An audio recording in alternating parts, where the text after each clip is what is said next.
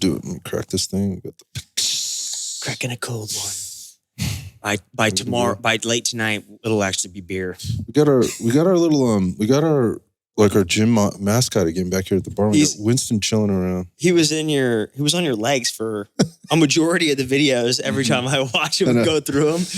Yeah, he's good. It's good to be back. Good to be back with Winston. Good to be back with you guys. It's been a while since we sat down. I'm excited about this.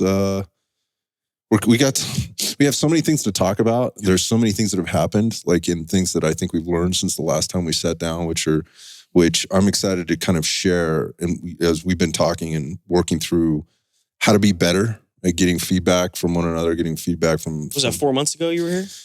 I feel like it. We were here in May. So it's longer than that, man. Yeah. Or sorry, no, we were here in June or May. No, it was May. Like May. The viewers are like, yeah, well, I watched you there last week. Like, no, it's been a while. It's been a while since we've actually all been in the same room together, like in this format. So anyway, interested to be here. And some of the feedback we've been getting has been interesting, and just kind of differentiating like what it is that we're doing and why it is that we're doing it. A lot of people have asked like, so tell me exactly why again, or what it is that you're doing. And I think we should talk about that, maybe clarify a little bit, like what's making us maybe different from some of the other stuff we see out there. Yeah, so the last time we were here 5-6 months ago, whatever it was, right? It was a lot of conversations of like, almost kick off to like explaining who we are, what we are. Right. And now we've spent more time together and working through a lot of processes and creating products and yada, yada, yada. Now it's like, we need to focus more. I think we're going to spend the rest of the week kind of focusing more on a specific topic, right? You've seen a lot of shooting, which is great, right? But the three of us, RIP Jake. Jake's not dead, but Jake's just not here this weekend. We're going to be talking more about human performance. We're going to be focusing on that, which I think is the bread and butter of what IEP truly is. Yep. So, yep, that's what we started the company around. So when Jake started it 7 years ago, we started it solely around human performance and figuring out how it connects to the shooting community as a whole, and definitely found a disconnect. And so that's what we kind of built our moat around, was human performance. Yeah, so it's interesting. So while all that was happening for you, it was a little bit further into it for me when I sort of entered in the space the shooting space, let's say, heavy. And I saw the same thing, like from the consumer side and a little bit from the law enforcement side with some of the people I was talking to and working with, and just going, wait, what you're doing there doesn't necessarily match up with what you're doing over here, which is effectively, the same thing that IEP had come up with when Jake kind of started this whole thing. And I was like, this gap should be bridged. And it doesn't seem like it's that difficult to do yet it is very difficult in a lot of ways. And it's not on the actual, like, I guess, nuts and bolts of programming, right? There are some stuff there that I think doesn't get addressed very well. There's actually like the acceptance of it and trying to understand like why certain pieces are important. And they get lost in the sauce with all the nuts and bolts before even kind of, boiling it down to like, what are the basics here that we should really be practicing and how do those really apply versus trying to take something from over here and something from over here and slam it together and make it work, like stuff from the past or whatever. Yeah.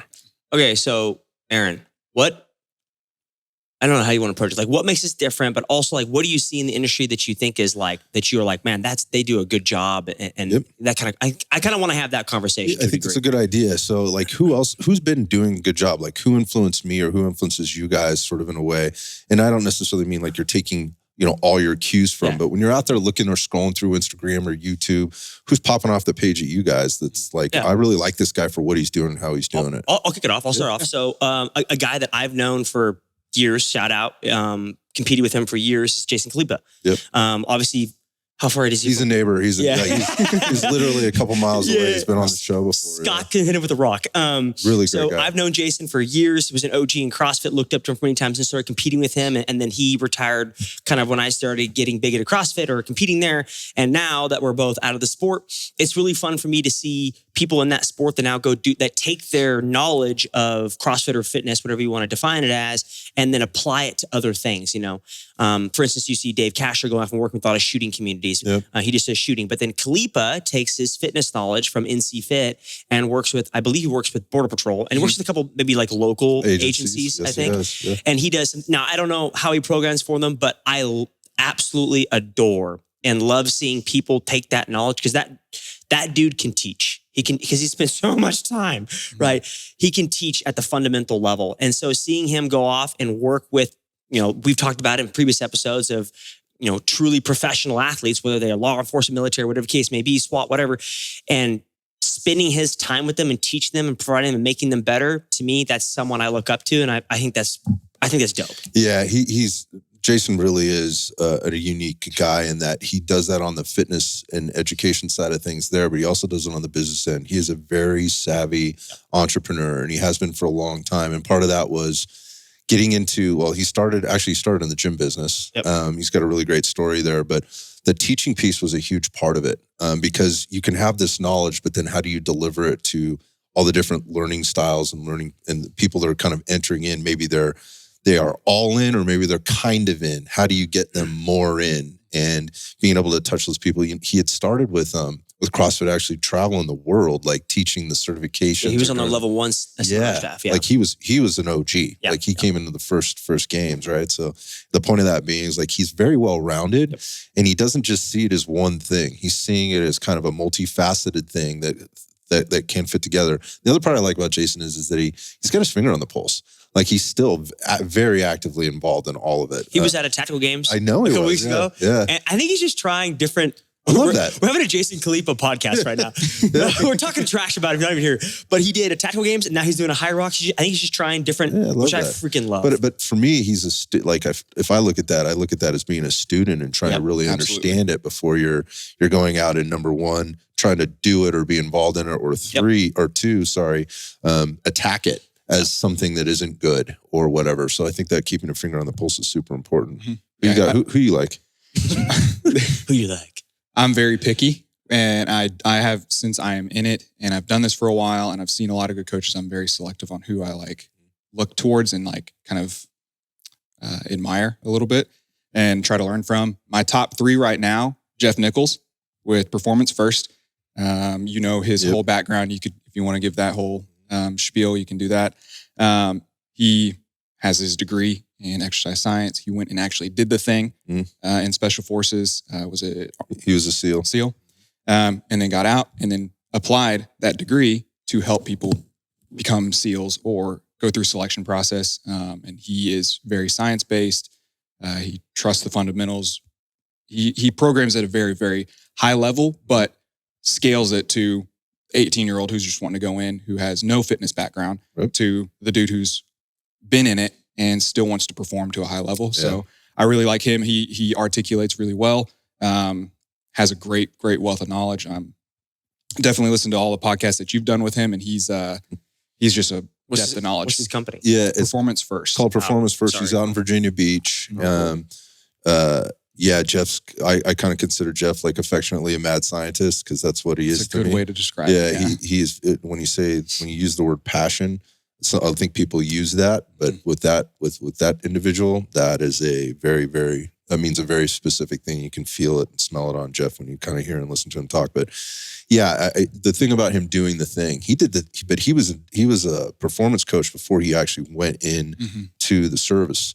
And he was a high level baseball player, and then he worked at a high level in college athletics at the NC2A as a strength and conditioning coach, and then went into human performance side of the NSW, and then came out and then really carved his niche out in helping people prepare for selection. And to your point, like, I really love the way he comes at it. It's all facts. It's like, hey man, if we can't make this make sense, we're not doing it. So yeah, I do like Jeff a lot. He's a good dude. His wife Catherine's awesome as well. They have a really great thing going out there. Who else? Sheldon Stevens, 13 bar performance. He does a lot. He's primarily with Delta. Yeah, he's out at Bragg. He works with the guys with the funny hats. Yeah, with the special hats. Yeah. He's same level as Jeff. Maybe not his mad scientist approach, but he drills the fundamentals. He keeps it simple, and he knows the stuff, and he applies it. But the thing I like about him is he's kind of got a similar background to me. It was in sports, solely a performance coach, and then he got recruited essentially to as a civilian. Yeah, as a civilian. So he's technically a contractor working with them as their strength coach. So he didn't do the thing, but he's smart enough and he understands how to do a needs analysis and break down what they do, what they need, and apply it to them. Man, I made Shelton promise that he would have me, or that I could have him on the show the next time I was out near him. He's such a busy guy. But one of the things, like going back to like Jeff, who did the thing and is now delivering that information very specifically to the person that's trying to make the transition into the selection process and actually do it.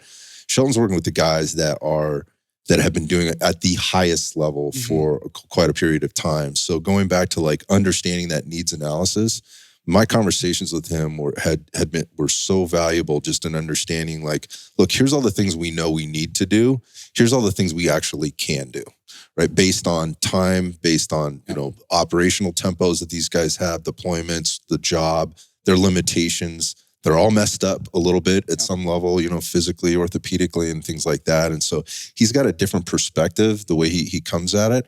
And he's earned a very, very high level of respect from the community as a whole. And he kind of floats under the radar. Yeah, he does. He's not uber active. He's been a little bit more active on social media. He kind of floats under the radar, but the guy is amazing. Yeah. And he's just a good human at the same time. You're going to use this clip to get him on your podcast now. You tag him now. Hey. I think perhaps him and Jeff are on kind of like, if there's two tiers, they're on like the high level, really good strength coach. They're on opposite ends of the spectrum, but not in a bad way by any means. Jeff did the thing. Right. Still a performance coach. Sheldon didn't do the thing, but understands it enough and knows how to break down movement and find out what they need. There's two different sides. A lot of people pick one or the other, but they're both really good coaches. They're both dear friends actually too. So that's an interesting part of it too. There's no contentiousness there whatsoever. Yeah. In fact, I met Shelton through Jeff. So as a matter of fact, Was it through that one seminar you went to at the summit? So, exactly. Yeah. And then my last one is Vernon Griffith. He's, I want to say, Virginia Beach area. Yep. And he has similar background as to myself and Sheldon, performance coach, worked in, I can't remember if he worked in the college setting, but I know he has a background in working with sports teams. Pretty sure he was a DPT, is he not? Or he came from the world of physical therapy, I believe. I don't know. I haven't done enough research. I just look at what he's posted on social media and kind of graze through what his program samples look like. And he definitely understands the mobility. So it makes sense if he was a DPT or chiro or something like that in that world, AT, and understands that mobility piece. His demographic is more for like the broken individual, I would say, just based off of what he posts. Very mobility focused. Like he is the mobility guy in my realm. In the realm. So if I'm going to recommend like a mobility program for somebody in this community, I'm definitely like, hey, Vernon puts out good stuff. He's a specialist in that. Yeah, man, you hit three of my ones that I follow, and obviously the fourth one there. Like in terms of piling people on the list, there's a lot of people I really like. Maybe I just overview it this way and just go, listen, I like to see that where people are coming from in terms of encouraging people to try different things without getting too far outside the lines, and they're challenging them with a lot of the fundamental stuff. But and not being afraid to try and educate somebody by being a little bit, I don't know if this is the right word to use, but a little bit sciencey sometimes, and not because they need to let the audience know that they know more than them or something like that, but because in as a professional, there has to be a certain level of discourse so it doesn't get so convoluted or diluted down to where we're trying to dumb it down. Right. Because I think that's been part of the challenges is it's been so much of fitness, so much of strength and conditioning ends up getting dumbed down. And with that, people miss the basic things. And I think it starts to build maybe an over exaggerated level of self-confidence and kind of what they know. And then that just builds this kind of resistance to maybe new information coming in because look, I've done the basics or I've done this thing, it worked for me. So this is what I know, which creates kind of a barrier for more learning or advancing down the thing or just kind of being stuck in your old ways. So that's I think when I look at people out there, I want to see the person that is sticking to the basics, but also isn't afraid to explore the fringes a little bit and has a really good way of bringing it back. And to that point, I think that's kind of the question you're asked is like, who do we like that's doing this in the industry? And based on how we're doing things, I think it's kind of a blend of all of that. It's taking all of these different angles, experiences, and a large level of humbleness to try and, hey, let's provide a product and let's provide some offerings and some information and education that makes sense for people, right? But at the same time, we're not dumbing it down. We know who we need to talk to. This is our audience, and we want them to understand where we're coming from. So, what do you got, Scott? Let's hear it. Yeah. So, I mean, you guys hit so. Interestingly, I always liked Jason. Jason does a really good job. Yeah, I took Jason. You can't take Jason. Yeah. So I went first. I picked three. He picked three, and two of them were my favorites on right out of the top with Jeff and Shelton. That is he nailed all the reasons why. Yeah. I mean, that's going to be tough for me. There's a couple of other people. There's a guy out there. I forget his name. I think his name is Jeff as well. Is TB Physio is his I think his handle on Instagram, and I don't know his name. I've never been introduced to him, but he's a physiotherapist, and he does a really good job of talking about like how to train through, around, and avoid injuries that are commonly found in, let's say, the tactical space, because that's who he works with. And so it's always very specific. It's brief. It's to the point. Did you find it? No. Man, I don't have my phone. We'll find it later. I'll find it later. We'll put it in the show notes. But this guy does a very good job of basically giving an overview. It's like, hey, here's the thing you want to be careful of, and here's how it comes up. Here's the things that you can do to prevent it. If you're afflicted with this somehow and it's come up, here's some things that maybe work with it or around it. And here's some other contraindications, and I'm like, this is really great because everybody's dealing with something, right? Even whether you're in this space or not, like you work out long enough, work out hard enough, you're going to deal with stuff. But he tends to do a really good job working, in the realm of, hey, these are guys that are active, guys that are out there running operations with a special team or something like that, but are highly active and trying to be high level athletes. So I really like him a lot. I can't remember his name now. It's really bothering me. Yeah. TB Physio on Instagram.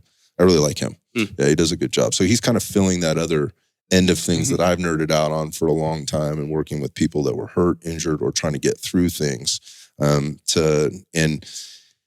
that's a complicated thing because you don't want to get too technical. You need to get them doing the thing, and you don't want to step outside your lane. He's definitely carved a nice little niche out there. Nice. Yeah. So on the backside of all this, in terms of where do we fit into that? Like, I think I've certainly been influenced in terms of how we deliver it. I think a runt sometimes is like a bad term to use, like a mesh. It's like a runt, like a conglomeration. A Heinz 57 or something. Yeah, he's like a conglomeration of a lot of different things. Like, you talked about the two different people on your list of like, I've done the thing or I haven't done the thing, right? Well, none of us on this team have really done the thing, right? And so, but we talked about someone who did CrossFit. Well, that's what I did in part of this group. Like, you have all the certifications in the world. I feel like, well, I have none, right? And so I feel like we're a good conglomeration of, hey, I've operated a gym for a long time and worked with thousands of people for Scott and years doing this. Like, there's a good conglomeration of like all the things that we bring together, where it's not like I'm one person that can be defined one way. Right. Instead, it's like, hey, I'm going to come up with an idea, and Aaron might crap all over it, but he might have a good reason for it. And so we might actually be a runt of the group and be like, hey, we can actually pull from different areas because we represent different lifestyles and experiences. Yeah, and I think one of the things that I called out there is those are all very individual. Jason is a little bit of a different thing in my mind because he's got a team. Jason has a team behind him at a lot of different levels, really high level people. But the other guys that we mentioned are kind of I don't want to say this in a bad way or a negative way, but they're lone rangers. They do their own thing in their own way. Shelton's got a team. Jeff's got his wife and, the people he works with and the support him or whatever, but they're very much kind of individuals. So the way they deliver information is really coming from like, this is what we do, and it's very defined and it's very easy to follow, versus us. I could see sometimes when like, wait, this dude came from the CrossFit, like tactical games world, like this guy's strength and conditioning coach. This other guy comes from physical therapy, shooting, that being Jake. And then, my background, which has been fitness industry the whole year. And what does that even mean over 27 years? It's been a lot of things. But I think that's where the strength comes in. But I can also see where it could be a little confusing for people to go like, what exactly, are they trying to do when we've just talked about all these people doing something very individual.